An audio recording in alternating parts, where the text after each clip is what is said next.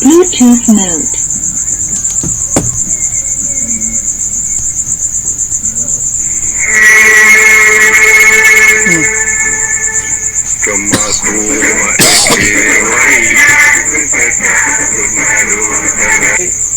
hooyadii iyo odaga awowgay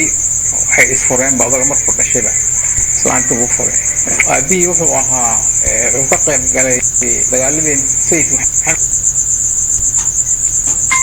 cabdilla xasan daraawiishti awowha wuxuu aaday dagaalkii ka socday waqooyi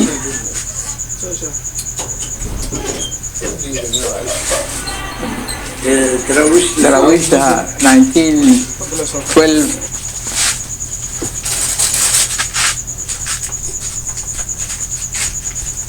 13 15 عمل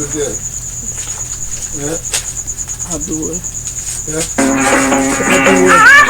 قريمان ما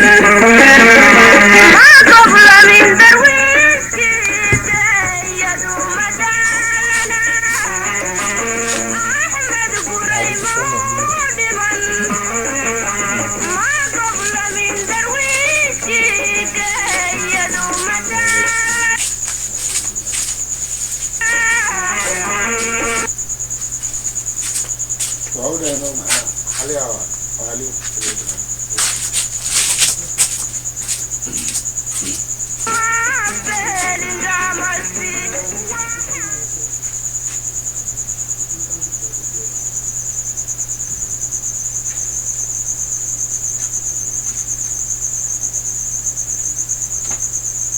مدن آدن عبد الله عثمان وحو دالي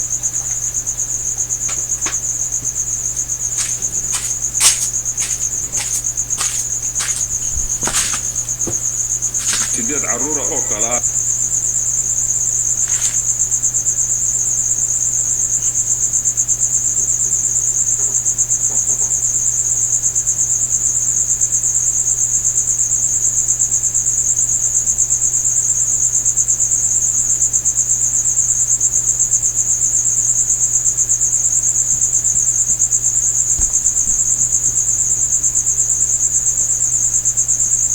أنا قرر شاكت دو مركا بوليس